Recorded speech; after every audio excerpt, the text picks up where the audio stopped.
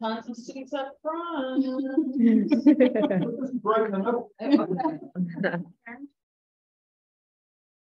Come on down. Front-ish. Yeah, I appreciate your leading back, but you have been ready in the front row. Ready to go.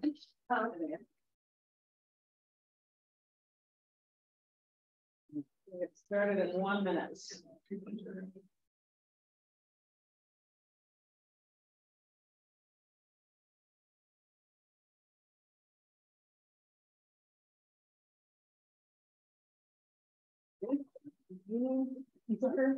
good? I'm good.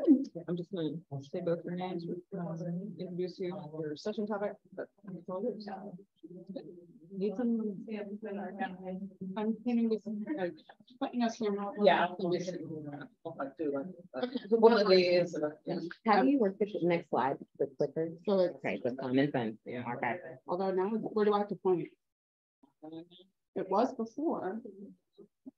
Surprise. That was it. Okay, so let me try. There we go. I don't know. All right. It is 1:30, so we're going to get our session started here. Hopefully you are looking for session 1A about installing residential BMPs in underserved neighborhoods. We're going to get started here. I'm going to introduce our two presenters, Natalia Sanchez and Alnisha Minter-Harris, and they are going to give the presentation. So all yours. Hi, everyone. If I speak this loud, can you hear me? Everybody? Yeah. Okay, perfect. Let me know if you can't, because, you know, I'm being bigger now. My name is Natalia Sanchez. I am a program manager at the Environmental Finance Center. We are based out of the University of Maryland in College Park, Maryland. And I'm really excited to tell you about a 2-year project we're just now wrapping up in partnership with the Anacostia Watershed Society and the Maryland Black Mayors installing residential BMPs. So really quickly, just what you can expect today. I'm going to talk a little bit about how this project was identified and developed. Some adaptations we made along the way. So we put our project proposal right for grant funding in pre-COVID and then had to make a lot of adjustments along the way. Alnisha will talk about the process that homeowners went through to actually apply for and get some of these residential BMP projects. And then I'll talk a little bit about what we achieved, some of our key takeaways and advice if you're thinking of doing something similar moving forward. So really quickly, this project is actually phase 2 of a previous project that we completed with the Maryland Black Mayors. Back in 2017, the then executive director of Maryland Black Mayors, Jacqueline Goodall, came to the Environmental Finance Center because she knew we had what we called the Municipal Online Stormwater Training Center, or the MOST Center, that had a whole bunch of online courses geared towards the municipal audience. And she basically was like, I need my mayors and my council members to take your classes. Like, I need them to know what they don't know. Especially, you know, all of the communities within the Maryland Black Mayors umbrella are in Prince George's County. And it's really, in Prince George's County, you know, most of the municipalities went with the county for their pollution reduction credits. So they collect their stormwater fees and, you know, the county puts in projects. But the municipalities are still on the hook for good housekeeping and outreach and education and some of those minimum control measures. So there was a little bit of education that could happen around that. In addition to some of our training courses include Green Infrastructure 101, like what is it? How do you cite it? You know, why is it important? Why should you consider it? Things like that. So we offered the training to all of the members of Maryland Black Mayors, and we had 6 municipalities go through from beginning to end. Those 6 municipalities are listed here. And the thing about these communities is they're all majority minority communities. They're all pretty small and highly urbanized. 5 of 6 are within the Anacostia watershed. Historically, they were all predominantly Black communities, and a few of them are now predominantly Latino communities. So largely underserved and very urbanized. So as part of that initial training program, we went through bi-weekly discussion forums with the mayors and the council members But we also had them take the training with someone on their municipal staff, whether it was Department of Public Works, whether it was a town manager or a town administrator, because we thought it'd be great to have kind of the leadership decision makers in the same room as the day-to-day people, because their answers to the same questions were often different. And it's really interesting to have them kind of talk together about how we can get more stormwater management projects in the ground. So some of our key takeaways from those discussion forums, where my job was really to kind of like listen and understand, were that this group of communities is really used to working collaboratively and moving forward. If we were trying to choose a next step, it made sense to continue working collaboratively with them. In these municipalities specifically, the municipalities don't own that much land. So in Prince George's County and these places, if there are parks in the municipalities, are often owned and operated by National Parks and Planning Commission. So the municipalities don't actually have any chance to retrofit them because they don't have any ownership of them. If they do own property, it's like their town hall or their community center, and those have already been retrofitted. And then the county is responsible for the larger scale infrastructure, for the inlets, for the culverts, for the conveyance system and all of that. So while the consensus of the group was, it is important to do some of the partnership building and the advocacy for our communities with those people who control those parts of the property, they didn't want to lose momentum. And they were hearing often from their constituents, from their residents, like, every time it rains, I have standing water in my backyard for 2 days. Like, wouldn't it be nice to be able to actually offer some solutions to the people who show up at the meetings and complain about things? So that is how we ended up with this project. We wanted to install residential BMPs in these communities. We realized Maryland Black Mayors and the Environmental Finance Center, we were not equipped to be putting in trees. We work in an educational building. We don't have the storage. We can't buy the mulch and, make sure we keep plants watered and all of that. So we knew we had to find another project partner, which is how we ended up finding the Anacostia Watershed Society. And the three of us worked as a group to kind of put a proposal together for the National Fish and Wildlife. We ended up doing a small watershed technical assistance implementation project, which was about $200K. And when we looked at our budget, we were like, what can we feasibly do with this money in these communities?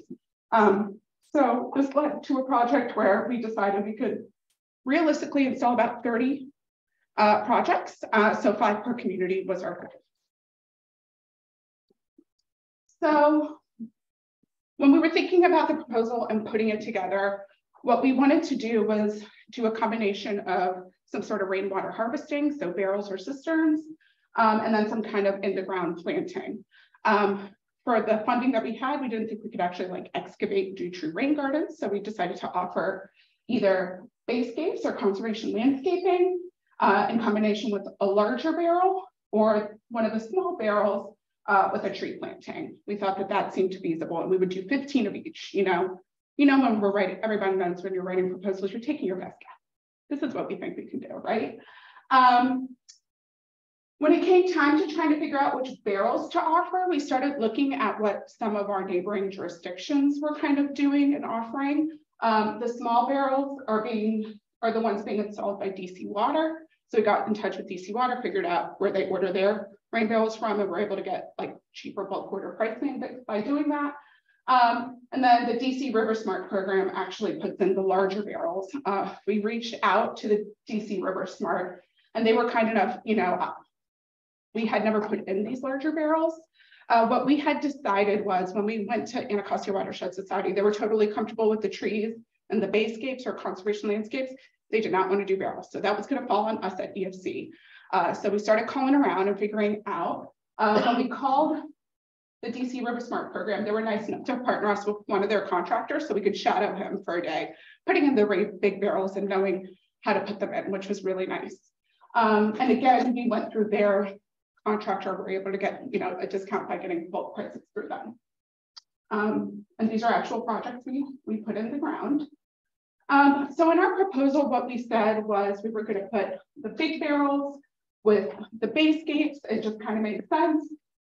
We knew that these were pretty urban locations, so we looked at like we knew we wanted like a minimum yard size. And we knew that we needed the platform or the barrels to be relatively flat. So those were the things we were looking for when we run around town. And then same thing for the trees and the small barrels. And then because we had worked with you know, the local mayors, their leaders of their green teams, the local champions, if you will, we knew that we really had to meet the homeowners kind of physically where they're at and see what was going on in their yards to be able to best partner people with possible solutions. I think my very first job at a graduate school was running Prince George's County rain check rebate program. So I know really well how that, you know, program works. And I think it's a great program, but one of the limitations is by the time you reach out to get a project on the ground, you have to know what you want, where you want it, and that it's going to work in order to apply. So that's great for the show me people, for the people who are do-it-yourselfers, but there's a lot of more people who are help me people, like I will do the right thing, I just need a little bit of guidance. So we were there to play that role. And then the original idea was we were going to have 2 face-to-face in-person community meetings, get as many people signed up through those, you know, promote the program, get as many people as we could signed up through those. And then if we were still short people, we were going to offer walking tours of installed projects to recruit the last bits of homeowners and get those projects in the ground. That was pre-COVID. That was the plan. So we ended up doing 2 virtual via Zoom webinars. And we got enough participation in the first 2 that we didn't end up having to recruit additional people through the walking tour, which was very nice. I think we got enough people there because the local champions, you know, the trusted voices in the communities were the ones who asked people to come to the room. So whether it was the local garden club, whether it was their green team captain, whether it was the person who led their community garden, like whoever it was in the community that's that trusted voice were the ones who invited people into the room, which is great because recruitment can be challenging when you're on the hook. So that's great. So the first thing we did was, like I said, we did an online Zoom webinar. All 3 of the project partners were in each of the meetings. And in these Zoom meetings, we covered a little bit about what I did in the beginning, like why are we all here? Well, how was this project identified? We did a little bit of stormwater 101. When you've been doing this a long time, you forget that acronyms throw people off sometimes. So it's a really smart opportunity to just make sure when you're talking about a conservation landscape, people know what that means. Things like that. Anyone who's been doing stormwater education for a long time knows that's from rooftop to our bay. Like if it ain't broke, don't fix it. Lean on the existing materials. And then we really spent a good amount of time doing an overview of, you know, what is a conservation landscape? How can they look? They can be personalized. They don't have to look wild. Some people think it's like this wild looking thing in your backyard. It can have any aesthetic you want it to. We put up several real examples that the Anacostia Watershed Society had put in for different examples. We made sure to explain that there's no such thing as a maintenance-free project. So what are the maintenance requirements for these projects? We went through what the expectations and responsibilities of the homeowner throughout the project process would be so that everybody knows kind of right away what's expected. And then we invited them to apply. So this is actually a slide from that Zoom meeting online webinar that we shared with the homeowner. Okay. Here we go. Okay. Went through with the homeowner. So, you know, after the webinar, the first thing you have to do is apply online. I will review those applications. I will set up a site inspection with you. You have to be home during that site inspection. We will find a time to come to site. We will walk around the property with you. You can tell us everything that you're experiencing. You can tell us aesthetically what pleases you. You can tell us whatever it is you want to tell us about. Stormwater, we are there to help you. We would then go back, look at, you know, we would determine on site with them what was feasible, but we didn't promise anything at that point. So we had to see, you know, how much we had of each thing left. And then we would talk about it as a team before deciding who got what and where it went. We would offer them what we could do. If they said yes, they would get a site design and they would get a maintenance plan and they would get a participation agreement that they had to sign. And then once they signed it, we then set up the date and time to go and actually put the projects in the ground. So we just did an online Google form for the application. It was super simple. No one had any issues filling it out. Like, I didn't get any phone calls saying I can't find it. So if you're thinking about doing something like this, I recommend doing that. We had no problem. And then really quickly, before I had Anisha come up, some of the things about the residential site inspection. So I think I had mentioned earlier, we were pretty prescriptive in our proposal. We're going to do a small barrel and a tree, and they're going to be within a certain distance of each other.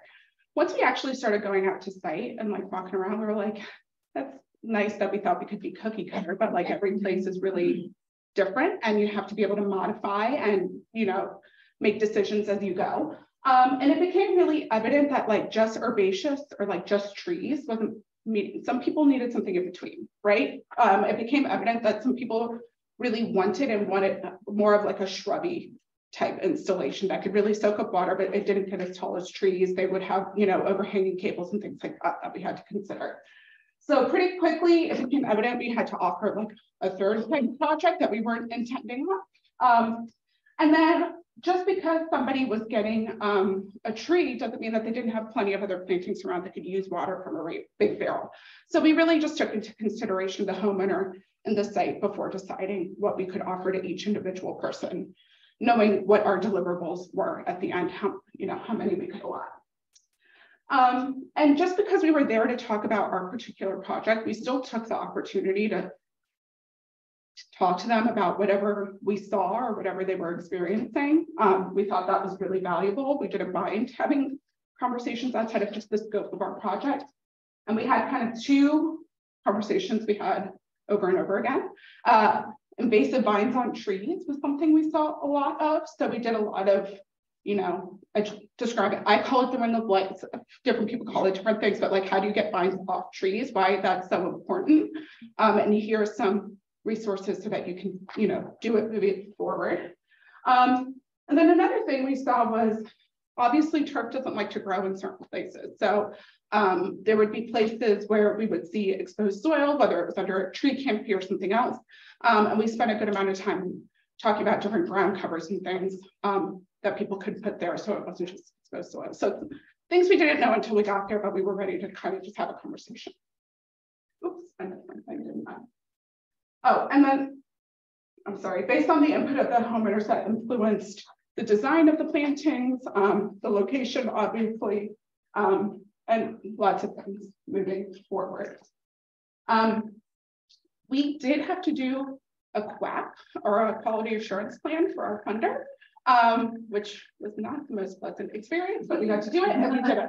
And part of the QAP was, which stands for quality assurance plan, is that we had to collect certain data at each home, right? We had to be very regimented about what we were collecting to determine what goes where. So this was the site inspection form that we came up with. On here, it has a number of downspouts, location of downspouts. Are the downspouts securely attached to the house? Yes, you know, based on what you can see, yes or no. Is it full sun, part sun, full shade? What's the condition of the soil? Is there enough room for a big barrel? Is there enough room for a small barrel? Is there enough room for a tree? Or is there enough room for a planting? And then there's always miscellaneous notes based on the conversations with the homeowner. And at this point, I'll turn it over to Anisha. Hello, everybody. I'm going to take it back just a couple of slides. So as Natalia mentioned, it was really important for us to be super flexible. I think one of the key takeaways from any project that you do is going to be education. Education empowers people to continue to the project that you guys have started. It also empowers them to feel really good about doing maintenance and taking on maintenance and making sure that these projects remain sustainable. So as Natalia mentioned, we got ivy is a thing here. English ivy is a thing. So we did a lot of teaching people about how to remove and maintain ivy, as well as bamboo, because bamboo is a big thing. People started to plant it because they like the look of it, but it's not great for our environment. So we did a lot of English ivy, and bamboo removal. We also did a lot of invasive identification. Sometimes people don't know the difference between a baby native plant and an invasive species. So we took our time to make sure that we identify and made sure that the property owners were super educated about, these things and how to maintain the project. So I think one of my biggest takeaways as a technical advisor is kind of gauging the education level that the property owners had for invasives and for natives and for stormwater management. And again, we did some site inspection forms just to collect the basic information that you're going to need to ideate and conceptualize a best management practice or a conservation landscaping. And it kind of just gives some basic information like the number of downspouts, but also things that you'll need to pick your species of natives. It gets sun exposure, the soil depth, the soil health. All of those things will help us kind of decide what the best practice is going to be for managing stormwater issues on property. And it also helps keep everything organized. Because when you do 30 site inspections, kind of hard to keep it all together.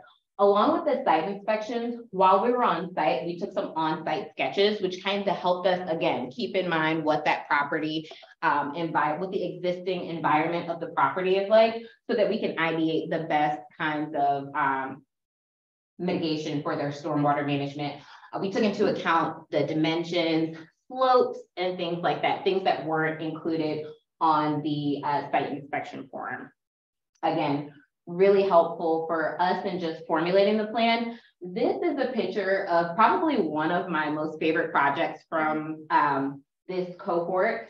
But you'll see that later in the presentation, how we had to be really flexible because of the education level of this particular property owner. He is really into gardening, invasive. So he had done a lot of work from the time that we did our original site inspection to the time that it came for installation. So again, kind of gauging the education of the property owner and just kind of being really flexible throughout the entire process. It's also really important to get certain things from your property owners that aren't in the inspection forms. Some key points on like how they're going to utilize this space. Is this conservation landscaping going in their backyard? Do they spend a lot of time in their backyard? Do they spend no time in their backyard? Do they have picnics in their backyard where maybe the plant shouldn't be because they'll be disturbed? So just taking into account things like that. We also took into account like some people really love the color purple and they wanted all purple and blue plants in their garden. Some really love yellow and they wanted all black-eyed Susan. So just taking into account certain things like that for each project. And this was kind of the design that I went with, which is a little less technical, but I like to give these simple plants. This is a planting plan. And so I gave these to each one of the residents. I like these simpler planting plans because they'll give you the colors of the plants. And I don't know about you guys, I can learn either way, but visual is definitely easier for me to understand. And so just giving them kind of a site plan, number one, so that they could continue to identify the plants after we were gone, but also so, again, they could keep educating themselves about what these plants will look like through each phase of their life cycle. So baby gay flowers versus like a mature gay flower, gay feather, pardon. In addition to the site plan, we also offered them a maintenance plan. And this maintenance plan was pretty robust because it broke down maintenance by the season.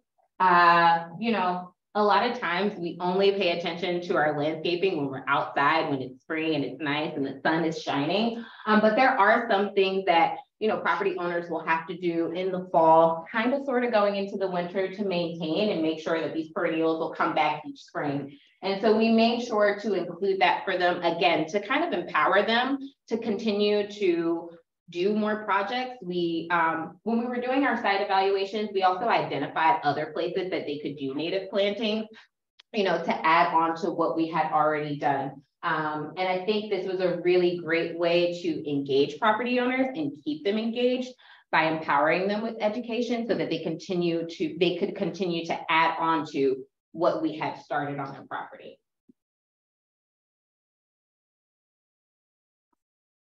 So we decided early on in the project process, when you have project partners, it's always important to know roles and responsibilities and how are we going to work together. And we decided I'm going to be the main point of contact for the homeowners. So I was in charge of the homeowner engagement letters. So I'm just hopping up here to talk about these letters that we put together real quick.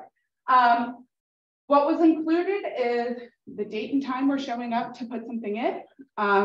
Here's what we're doing. You need to be home. We included in here, unlike something like the rebate program where the county has to come back and do inspections every 3 years, like we're not doing that. This is all grant funded, right? So like, once we plant the things, like if they all die, like we're not coming back, like don't, you know, but we hope that doesn't happen. Here's the maintenance plan. So we broke it up. Responsibilities of the homeowner, allow us onto the property at this time, make sure we have the proper approval to get these projects done, work with us to develop a maintenance plan, review it beforehand, make sure you're comfortable with everything that's in there, ask questions beforehand. If you have any questions, if possible, be home and participate in the installation of these things. Again, more education, more opportunities to answer questions that may have not have been asked the first time around. Maintain the facilities as detailed in the agreed upon maintenance agreement. And we put it as the responsibility of the homeowner to engage and educate the broader community on the benefits of stormwater management projects. And our responsibilities is, if you're doing that and you have questions, we will answer them for you. We're here to be a technical service provider. Also under our responsibilities is we will design the projects, we will oversee the completion, we will oversee and complete the installation, and we will provide you with all the required movements. And so if you remember the earlier sketch and the earlier picture, and I'll go back a couple of slides just in case you don't remember. So the earlier picture, you'll see here, there was no kind of exposed earth there, you know, there was no sod removal and had some planters in the back. And so we did our design based off of that with the planters in the back, no sod removal. We thought we would give him 2 separate small conservation landscaping so that he's still able to access those beds in the back.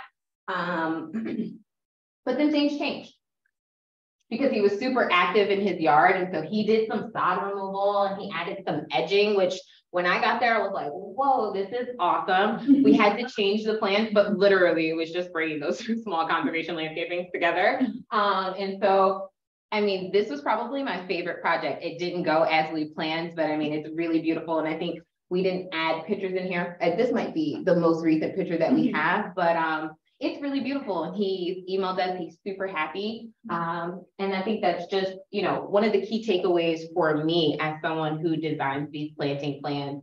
Again, and I'll say this, I probably said this so many times, education, first gauging the education of the property owner, but also adding to their education, supplemental things. Like I think we gave him some ideas about ground cover that he could use under that tree because he gets some cooling in that area as well, which he did, and it worked out really well for him.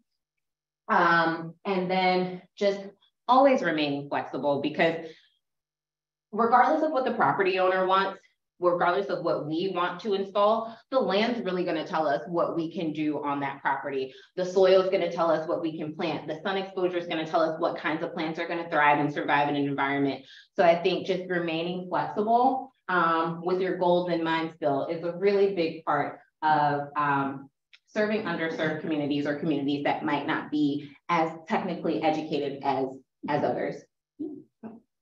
And that's the rain barrel we put into his house. Yeah. Just to show that we did do both at each location. So this is a before and an after for one of the smaller rain barrels that we put in. At the time we put this in, it was just a homeowner, but now this is the mayor of Coolmore Manor's house.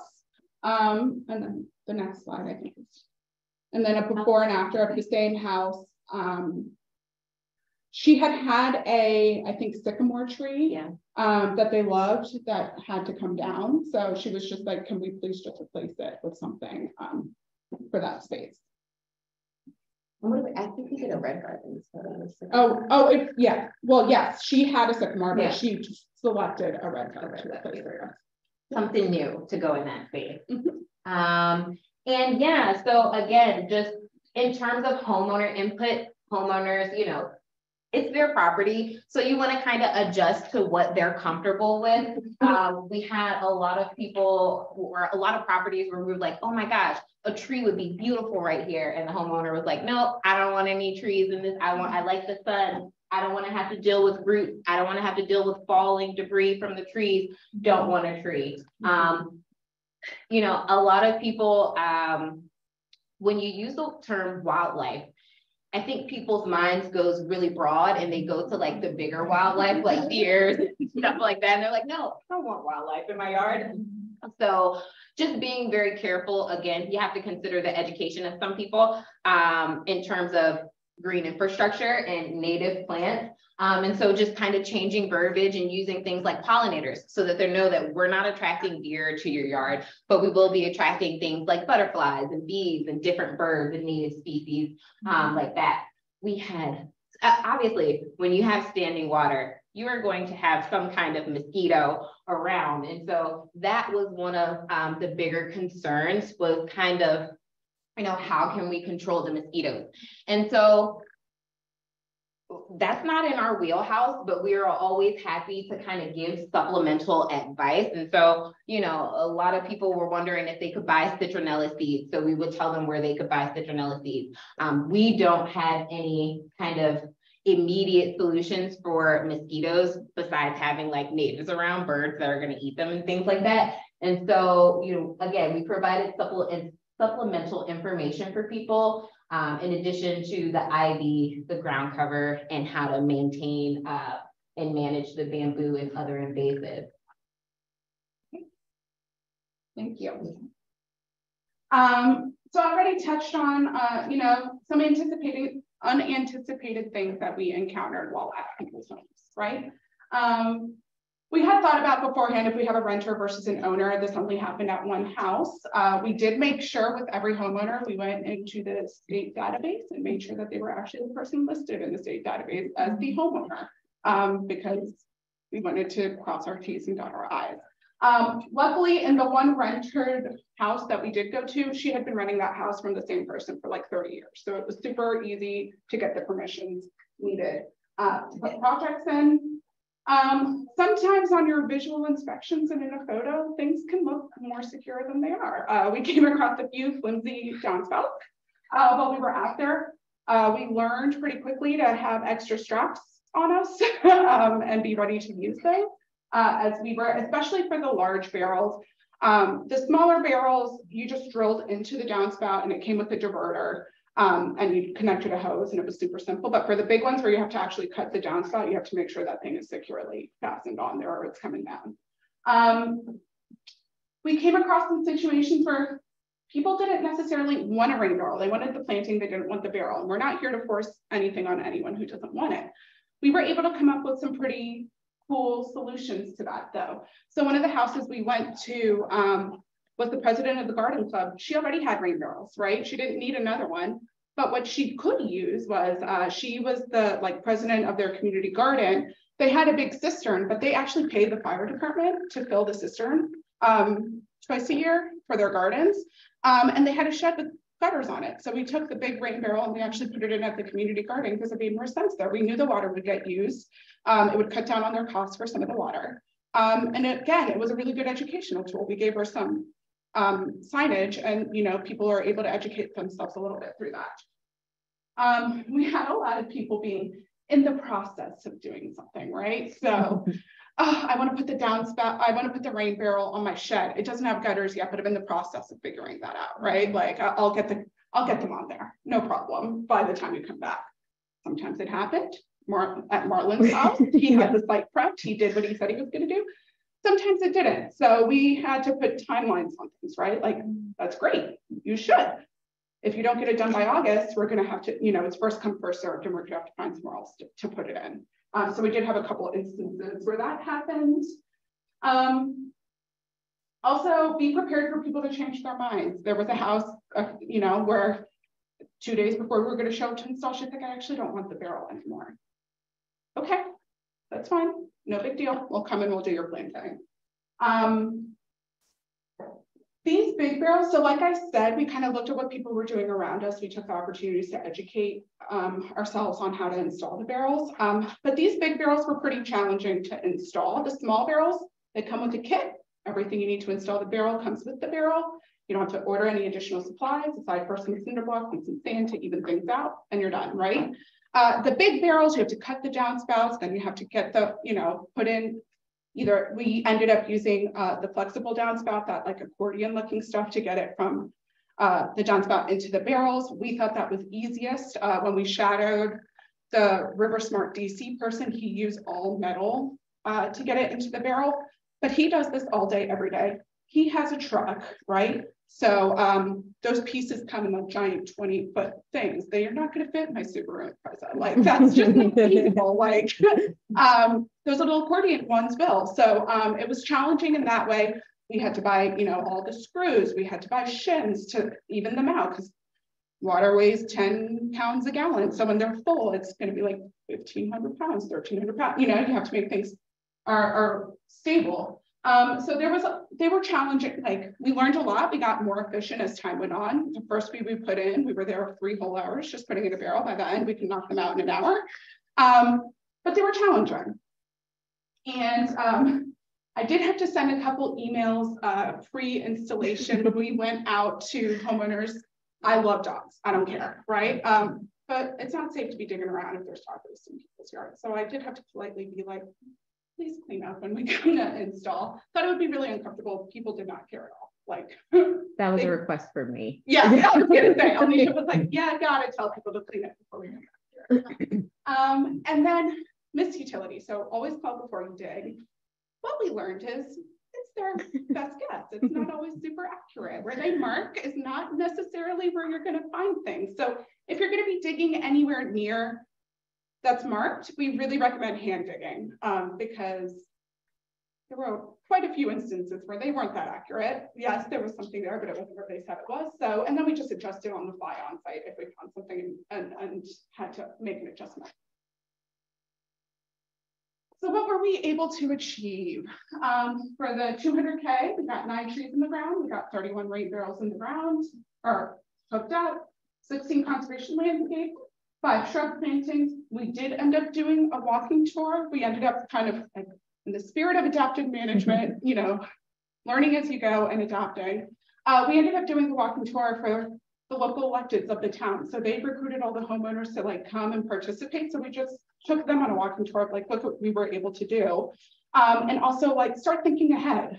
We're wrapping up this project. So we did the walking tours at the end. Would you want to do something similar? Are there other needs? Like start thinking ahead. But look at what we did. Isn't this exciting? And then we did, while we were on site with some of the homeowners, we did have funding to put together an educational video, which we just filmed the last footage of on Tuesday. So once we get that edited, we will be posting that on our websites. And then we used the University of Maryland's Extension's SMART tool to calculate all of our pollution reduction metrics. The SMART tool, I see you. That SMART tool. It was the easiest way to just kind of plug and chug. Here's what we did and what's the pollution reduction metric. So as you can see, we did get nitrogen, phosphorus, and sediment load reductions from these projects. And some lessons learned. The first few that are bulleted on here, we knew beforehand, but we thought it was worth reiterating that recruitment was easy because we identified a local champion and we worked with them to get people on board. We also worked with those local champions. And again, they were different for every community. In Cheverly, it was the community gardening folks, right? In North Brentwood, it was their mayor. Their mayor was her local champion. She knows that every single person in town. She's like, you need to go to that house, and that house, right? So sometimes it was their green team person. But anyways, identify that person and really get their buy-in, and everything's going to be so much easier, especially if you're in an underserved community. And then really listen to the local priorities and what strategies they think would work in their communities. This was especially true for us for outreach. Some people did door-to-door flyers. Some people just sent it out in a newsletter. Some people, they just went to their gardening club and said, who wants to, participate? Like every community was different. So they know what they're doing. You're there as a technical advisor, but like they have a better idea of what will work living there than you do. So be open, and your job is to listen. I touched on this already. You know, the rebate program, it's a really great program for those do-it-yourselfers. Like, I know what I want to do. I want to do it right there. It's going to be this big. It's going to cost this much. Let's go. But for the people who don't know that, this was a really good opportunity to build in that kind of critical first step to empower them with the education to be able to take on these kinds of projects. Alnisha touched on this. Meet people where they are. Be prepared to have conversations outside of the bounds of what you're there to do. So we were there to talk about trees and rain barrels and herbaceous plantings.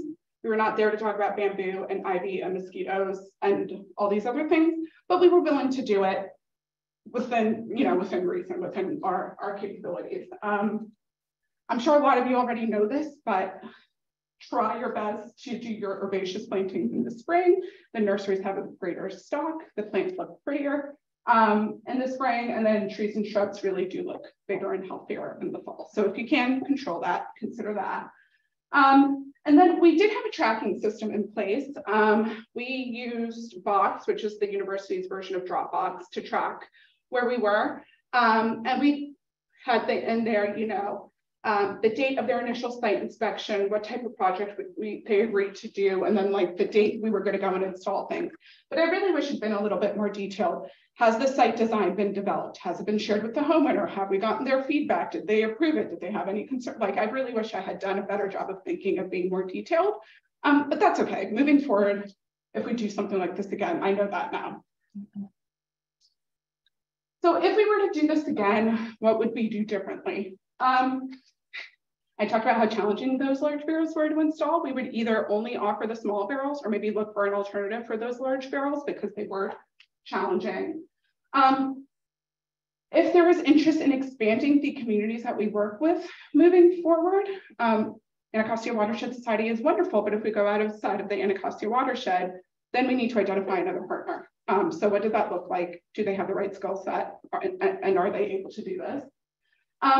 So we developed planting plans for all of the conservation landscapes. We didn't necessarily develop a planting plan for this shrubby middle third thing that we discovered we needed to offer halfway through the program, which wasn't a huge problem in terms of for the homeowners because they got the maintenance plan so they can identify which shrub is which and how to take care of them. But for me on the reporting end, without having that, I'm gonna have to like ask Alnisha to look at her notes. How many did we put in there and how many of each and things like that. So again, had I had a more detailed tracking plan, that would have been easier. And yeah, we would have just modified the system that we were using to communicate with each other to be a little more detailed. So what's next? Alnisha and I just put in the last project on Tuesday. So we haven't actually had our project debrief yet between project partners or with the municipalities just yet.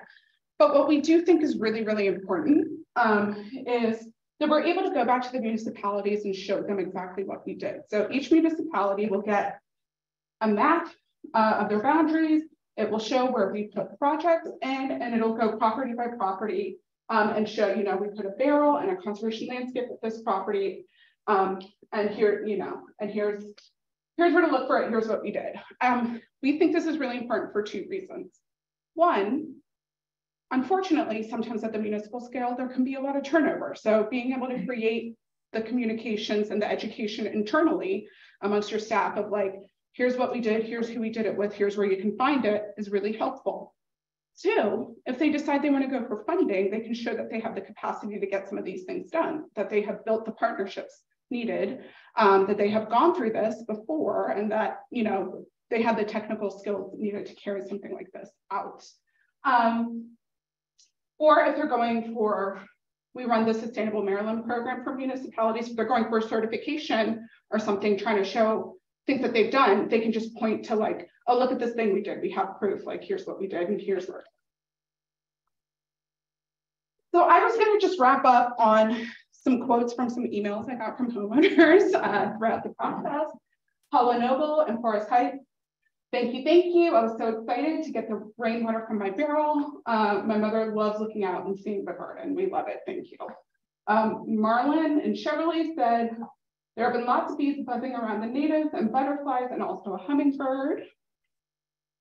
Over in Fairmount Heights, we just wanted to say thank you. See attached a few pics of your donation and the neighborhood teens taking care of them, which I laughed when I got this one. It was like a 13 or 14-year-old with the like, why are you taking care of them? And I had a total flashback because when I was like 13, 14, my least favorite chore was any kind of landscaping, right? Like I thought worms were gross. I didn't want to sweat. Like I didn't want to weed. I didn't want to mulch.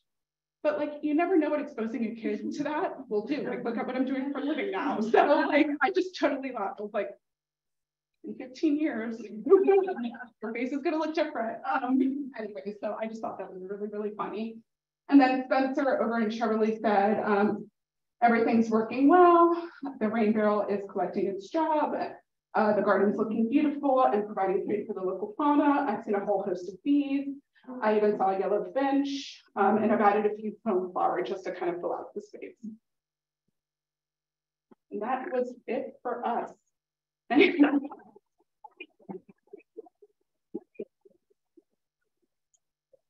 questions? I saw some chats up there. I don't know. No questions. No, okay, perfect. Yes. So I wanted to ask about the smart tool because I'd forgotten about it. Where is it? Is it an app? Is it online? How do you find it? I just did University of Maryland Smart Tool. Okay. And Google. It's online. Yeah. Okay. Pops right up. And also, it might have an app. I don't know. I'm not young. Yeah. At heart, like I'll find it. Okay. Thank you so much for saying that. I was like, it's smart tool. Rain barrels. What were the large barrels that you used? What was the capacity and where did you source them? Okay. So they were 132 gallon. They were the Riverside's barrel. We found them because again, we reached out to the DC River Smart program and asked them what they were using. That's what they use. Okay. That's what they use. They got us in touch with their manufacturer. They're manufactured in Ellicott City, Maryland. So like right down the street from where I lived. And we got a discount price for buying, you know, a box truck's worth of rain barrels through them. Directly from the manufacturer. Yep. We went right literally to the warehouse where they make them. Thank you. Yes. So in terms of expansion of the program, what challenges would you see expanding into like unincorporated areas? Because I live in Lanham and like we have no mayor. Yep. And so, yeah, so what would that be like? Great question, because we have started working with homeowners and civic associations in unincorporated areas. And one of the visions that we have is educating, you know, working at that scale where there isn't a municipality to teach leadership about, you know, the different rebate programs. You know, HOAs can go after grant funding. You know, if they were organized or if they found a partner to help them, they could do this on their own too. If there's not a homeowners association, is there a civic association, or is there that type of group there that can play that role? That's the route we're trying. Yeah. I'll let you know in a couple of years how things work out. So yes. So what did you do with homeowners that weren't selected for a project? Did they get something? So we got really lucky that the numbers kind of evened out. We were left in a position at the end where we're like, we have 3 rain barrels left. What are we going to do? So we can reach out to a few people that could have used more at their home and put it in there. So we had 1 left at the time of the walking tour. So we raffled 1 off at the walking tour and gave it to one of the municipal leaders that way. But we got really lucky that the amount of people that applied and the amount of projects that we had happened to like even out. Like we got very lucky that way. Moving forward, I mean, we would have just done first come, first served. We would have done site inspections for everybody. We would have looked at what we had available, and then we would have had to have some internal conversations as to what can we offer to who, and then what other resources can we connect people with? Because right now, I think what we would do is, we know that Maryland is trying to plant 5 million trees by 2031. There are now 2 organizations in Prince George's County where literally they will come and install trees on your at your house for you, which didn't exist when we wrote the proposal. So now we can try and take advantage of some of those other programs. Okay, this person wanted a tree. We don't have enough trees for our program, but let's connect them with someone who can get them in the ground, and just being aware of the landscape that you're working in and the programs that are available for folks that way, I think is what we would do. In the back. Yeah, did you do any follow-up? I find that rain barrels were not winterized. So what about follow-up, making sure that the gas rain barrels are now keeping the rain barrels going? So we talked about winterizing the barrels when we were out on site. For the big barrels, you know, you can just turn, so they have a diverter box and you can just turn it from collect to bypass. Those are thick enough, and the area we were in, you know, we don't think it gets cold enough or long enough for like freezing to happen. So we just talked about emptying out the barrels, leaving it cracked so that if any water does get in there, it leaks out, and turning it to bypass in the winter so that, you know, when you bypass it, I don't know if you remember from the photo. Sorry, this is going to take a minute, but it'll just keep going down the same way it did beforehand. So if you look at the barrel, sorry guys, bear with me. So close. All right. So if you, right now it's on collect, this whole thing kind of dial kind of turns. To winterize it, we said turn it to bypass, and then it'll just go down the existing, you know, way it was going. We talked about, yeah, making sure that they were empty. For the small barrels, obviously those you could take and move into a shed, but we just talked about draining them. And one thing that I hadn't heard of before, that Michelle, Yeah, who has just put a million, yeah, that Michelle, who has put in 1 million rain barrels in her life, said is, she's the one who said it doesn't really in this area get cold enough for long enough to worry about having to move it inside. But if you throw like tennis balls or like a kickball or something in those barrels, instead of pressing out on the barrel, if the water does freeze in there, it compresses the balls in. So just throw a few tennis balls or throw a kickball or something in there to give the compression somewhere to go that isn't out against your barrel. So those were the winners, but we did just put a lot of these in, so they haven't been overwintered yet. My question was about how are you communicating with them to remind, one thing to do it and install it. That's true. And then to actually do it when winter is coming. I will say I've gotten a lot of rain barrel questions. Like I made it clear that I'm available to people. So I think if people have winterizing questions, they know that they can reach out to me, and I've been responsive and that I'll answer questions that way.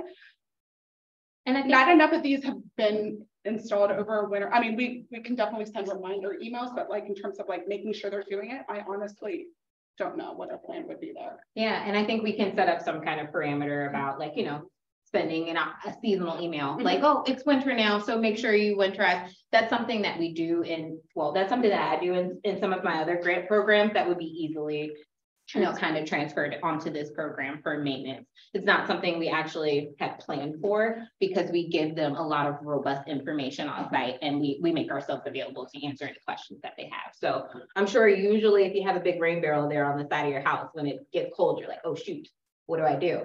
Well, you just call it and we'll tell you what to do from there. And then again, as we move forward, if we get another, you know, chance to do this program, that's something that we'll work into aftercare. Yeah. So it sounds like you have had some follow-up with some of the homeowners, but it didn't sound like you had a formal kind of maintenance for you to do any kind of maintenance. They signed off on this maintenance plan, but didn't sound like there was like a formal follow-up plan. Was that because of like a budget constraint or? Well, that would be because we literally just finished putting projects in the ground. So I think we're going to follow up with surveys. How did this go for you? What worked well? What didn't? What would you change? What concerns do you have? What would be helpful moving forward? You know, should we send quarterly emails to everybody who participated with reminders? So we're just not there yet. Okay. Is basically, we literally like Tuesday, we're putting these things in the ground. Okay, but there is some follow-up. There is, yeah. Yeah. Yeah, we haven't had our debrief yet to totally know what we're going to ask and, you know, how persistent we're going to be in getting feedback and all that. Yeah, but we will be doing that in the next few weeks. And I will say, I'm really surprised, like Natalia's been getting emails from people just like giving us updates, just unwarranted. They're like, those emails that we got, I don't know if you know, solicited any of those. No, people are just kind of sending us emails anyway. And so again, I think kind of getting to know the property owner, building that relationship with them will make them really comfortable that when they do have any questions that are going to surround any of the conservation, landscaping, rain barrels, they'll know they can call you. So just really building that relationship, I think is super important. Yeah.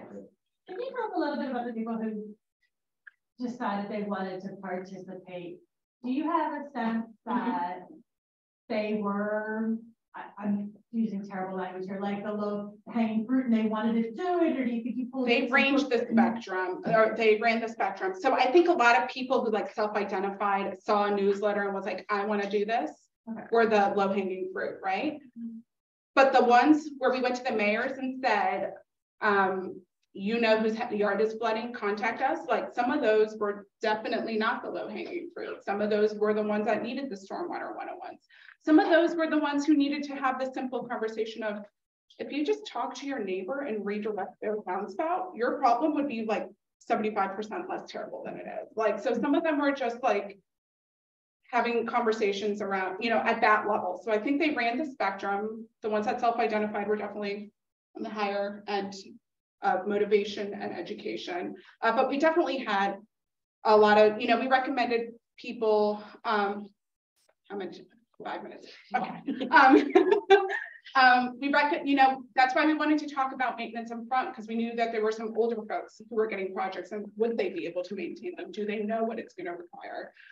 Or do they have somebody who helps them? Like Miss Connie has her son who lives down the street, so she's like, I can't do it, but my grandkids down the street who can. So like, yeah, like that would be an appropriate fit.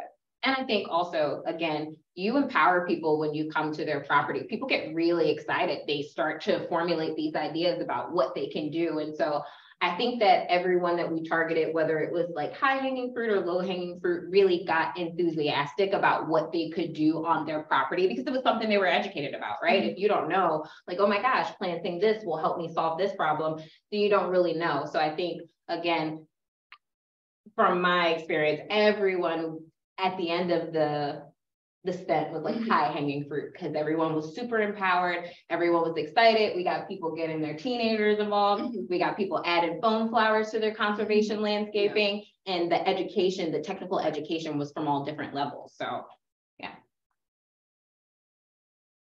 Yes. The storms this summer were like really bad. Were there any like large shifts you had to do in your planning after those storms happened? So what I would say is we were upfront with like, a tree is not going to solve your problem. Like, yeah, you have a levee in your backyard in North Brentwood, you know, like there's only so much we can do. These are the things you need to be considering, and we would be willing to have a larger conversation that way. Yeah, same. I think we just kind of set the expectation level to what our program offered, but then offering that supplemental information about things that they could do moving forward. I mean, we even had one person so enthusiastic that they wanted an engineer. They wanted to see if they could get a rain garden on their property. And so, you know, we gave them the correct contact information for them to reach out and do that. And yeah. Yes. Oh, over here first.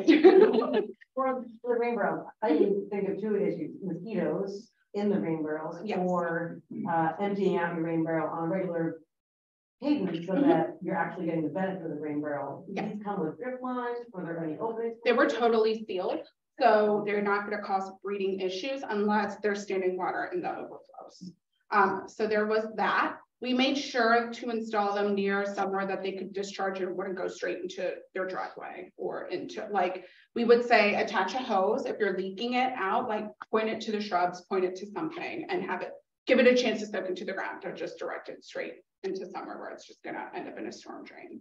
So. And we ideated with the property owners. A lot of property owners are like, can we do like an irrigation? Like, could we just have it where it auto, you know, waters everything? And so we chatted about some ways that they could do that. We also tried to strategically put the rain barrel next to the conservation landscaping, or next to the tree. And just as a reminder, like, hey, you got water now, use that water, use that free water. Yeah. In the back? I may have missed this, but what did it cost the landowner to install the system? Their time. And that was all. And what was the funder of this? The National Fish and Wildlife Foundation. Yep. Thank you. Yeah. So how long were your initial visits with the homeowner? We made sure to schedule them for an hour. Some of them we spent the full hour, some of them we spent 15 minutes. But we made sure to give ourselves enough time. to walk around and talk about whatever it was to do. And sometimes we only had 15 minutes with the property owner and we stuck around on the property just to, you know, get what we needed, like soil health and things like that. So depends on really the land and kind of what you're planning to do. Yeah. Any getting the group together so they network with each other? So because of the neighborhoods that we work in, a lot of people already know each other. They're like, oh, you're going to Troy's house next. Tell him I say hi. Like we were in a lot of those types of communities. I would say Cheverly was probably on the larger side. But I would say a lot of times everybody already kind of knew everybody, especially because of how we did our outreach. There was that. There isn't a plan right now to kind of bring everybody together and talk or anything like that. I think these walking tours were the opportunity to do that, but COVID really threw a wrench in that. We weren't able to do that how we wanted to, so we just had to adapt on the fly. Maybe moving forward. Yeah. Is there any concern about homeowners moving and the buyers like not knowing what they're inheriting and how to take care of it? Always, right? Yes.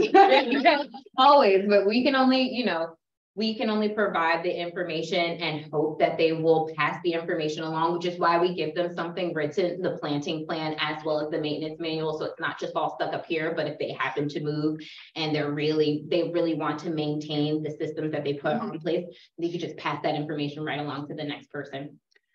That was something, that was a big reason we wrote these. It is just at 2:30. So that is the big reason, sorry guys, why we wrote these maintenance agreements saying like, we're not going to come back and check, like, you know, whatever happens after, like, it's not part of, like, you are responsible. We want you to maintain things, but there's no legal ramification if someone sells the house and things get taken out, or they take their barrel with them or anything like that. Thank you guys. So thank you.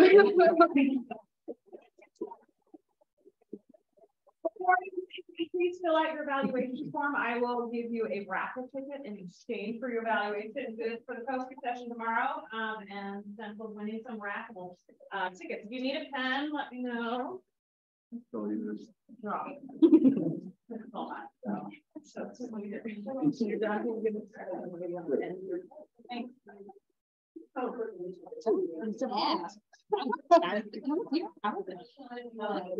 For public speaking, but usually you know, speak with someone who's like, wait a minute, I have experience like saying the same thing with the person.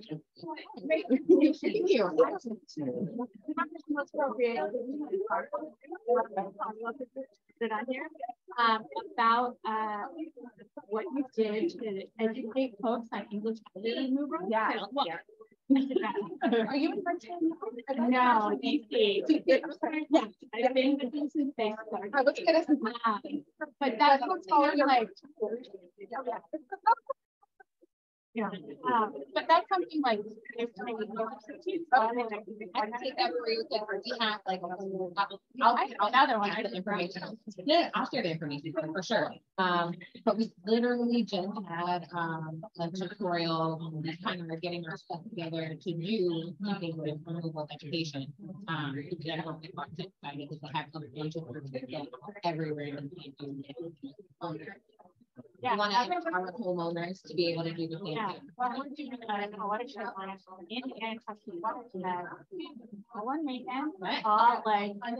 that where the maintenance team is coming from? I think so. I'm not. I mean, having like sorry.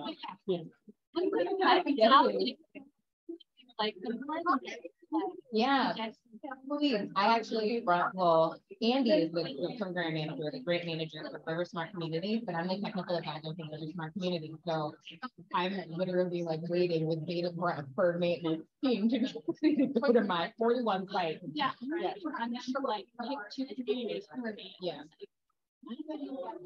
Yeah. I mean, I'm giving out people something by the end of the year. Yeah. So we start like that. Yeah. Education outreach. So we can start. Yeah. Smart.